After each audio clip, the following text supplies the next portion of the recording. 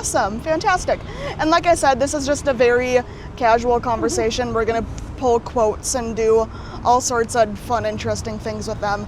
But because we've never had an opportunity to meet, and you have some rich history with the affiliate, I want you to talk about your first spark and how you originally heard of Habitat.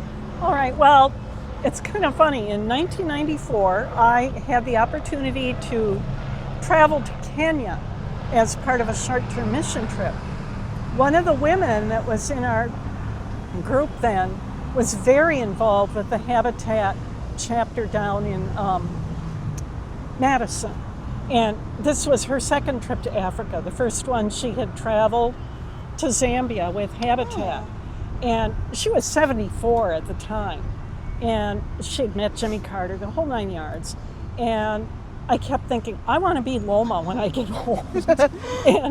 and then I kind of forgot about it, but somebody had posted something on Facebook, and I thought, oh yeah, that's right. So I volunteered, and I think I was active for about 3 or 4 years, just up until 2020. So.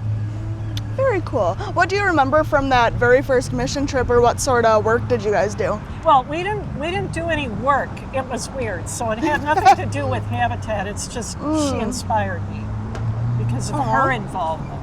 So fantastic. So you were active with our Habitat affiliate in the late 2010s then.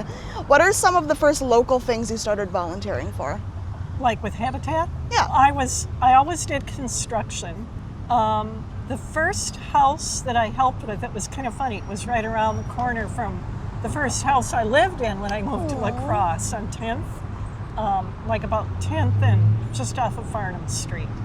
And they were the day I arrived, my first day, they were putting up the roof trusses. And my first job was, and Andy was directing me. She was telling me how to do everything, putting up the safety rail, because I wasn't afraid to go up on ladders.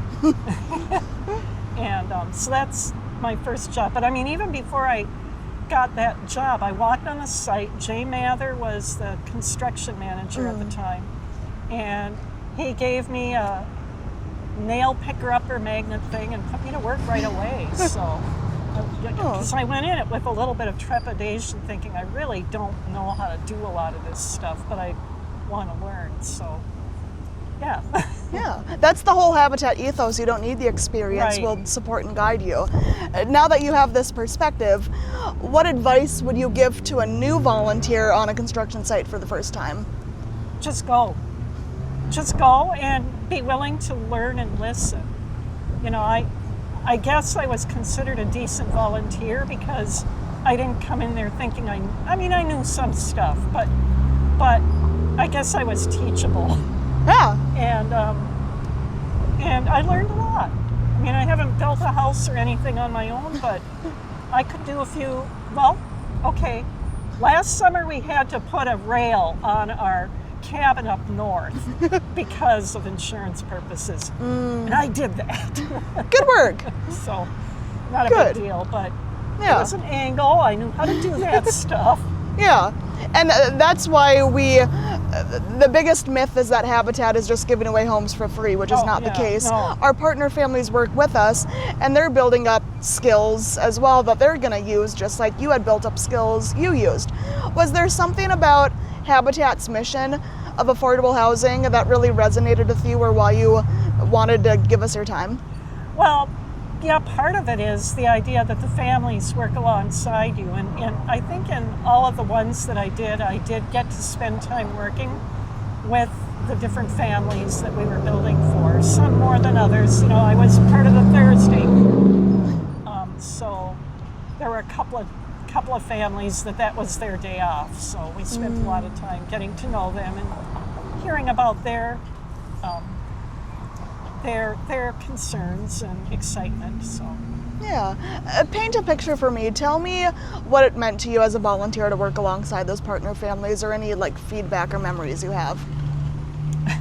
One really good one, we were building a house in Rockland, and it happened to be a Hmong family. And they were usually there, the husband and wife were usually there the days I was there. And they would bring a huge platter of egg rolls for us for lunch that they'd sat up the night before making. And it's kind of like, I realized they appreciated what people were doing to help them out, but they sure didn't have to do that either. So it was kind of cool. It was, yeah. And I've volunteered in lots of different capacities in different organizations. But if I had to pick one, even though I haven't been volunteering now, people ask me, what should I do with my time now that I've retired, that I can help someone? I said, Habitat, they're always looking for volunteers. So. Well, thank you. We appreciate the kind words. I don't know if I've sent any your way or not, but... Yeah. Have you ever heard of the concept of a third space? No. You have home, you have work, and then you should have a third space that you feel in community with others. Okay. And a lot of our volunteers recognize the importance of giving back to their communities, not just in the Habitat capacity, but with other organizations. We did a volunteer survey this past year of the ones that responded. Over 3/4 of them also volunteered with another organization alongside Habitat, whether it's a library or a food pantry or what be it. Given your experience with Habitat, is there a certain partner, family, another volunteer, a staff person that really sticks out and shines in your mind? Well, we just had a really cool crew. Andy was, she's been with Habitat on construction forever, and I kind of knew her a little bit because her partners, or her wife now, Susan, is in my book club. Aww. And another third space. Yeah, exactly. Yeah. And but there were 2 or 3 guys that were, they were a little older than I was, so they were Vietnam vets, and we worked real well together, and Jay and Dan were both really good at working with unskilled volunteers. So I actually framed the garage service door at the Rockland house. Dan talked me through it, but I did it all. Good for you. I'll drive by, we'll be going by, you can kind of see the house from the interstate, and my husband gets sick of this. I framed their garage.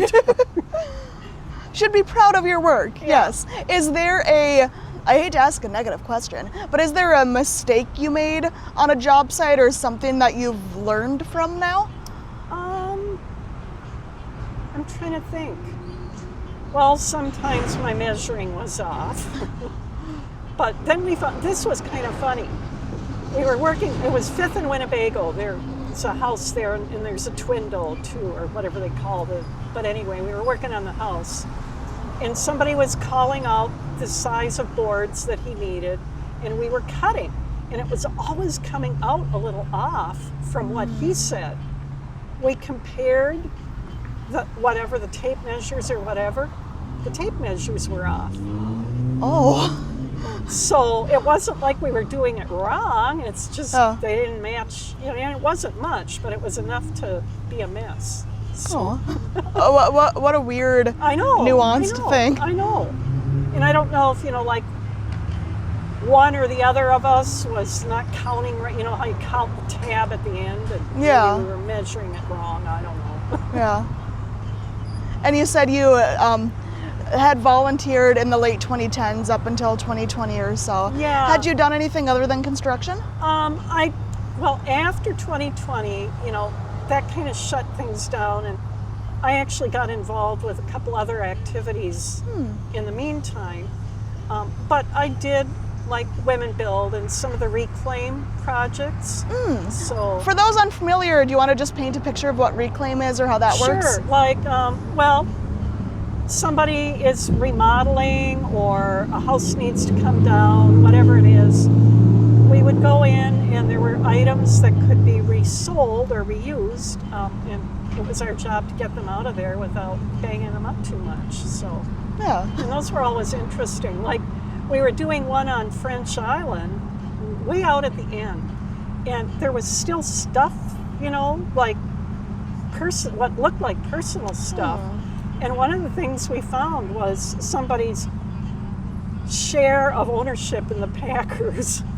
And we're like, don't they want this?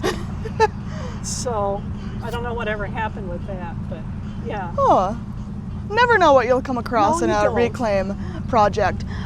Do you care to or want to speak to some of the importance of, like, why reclaim? Why can't that stuff just go to the dump? Like, what's the importance of it, or like, how does it feel as a volunteer to help with that? Oh, I think it's a great idea, because what somebody else might think is old-fashioned or, out of date or whatever, other people would be happy to have. Maybe not for their fancy kitchen, but their garage or, a rental property.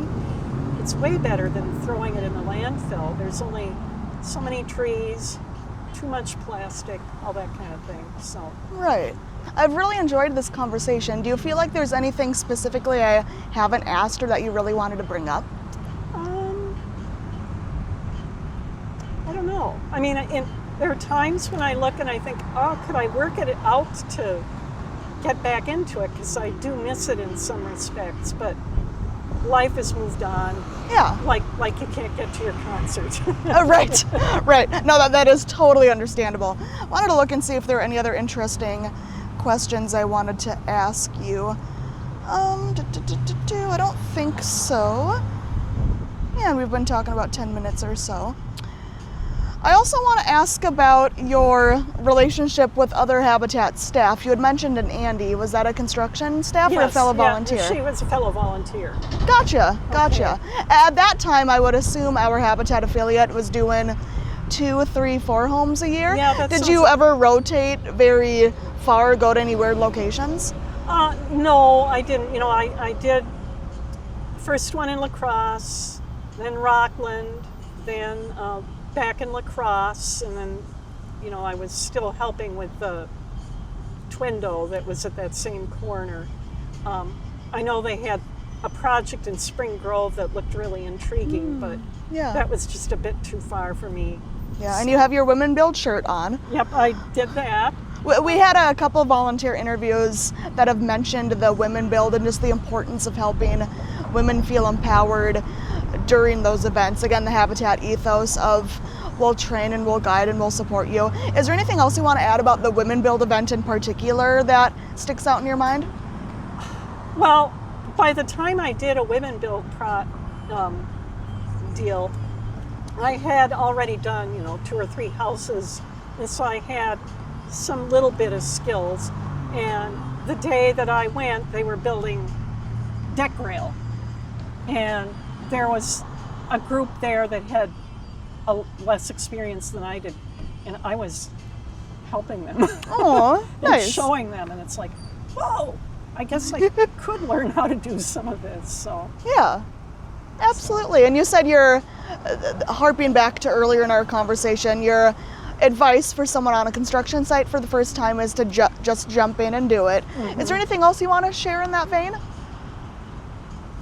Well, jump in, and if you do make a mistake, my experience was the guys who were in charge were very understanding and forgiving, and actually they seemed to be really good at knowing when they could step back and let you go ahead, and when maybe you needed more guidance. And they were kind about it. They weren't, like, what's the matter with you? You don't know how to use a hammer. Yeah. So I would not be afraid if I were telling somebody to give it a try. Good. And we certainly appreciate all the suggestions you point our way and encourage people to learn more about Habitat. Awesome. And anything else? I can't think of anything. Okay. I think we are cool to wrap it up then.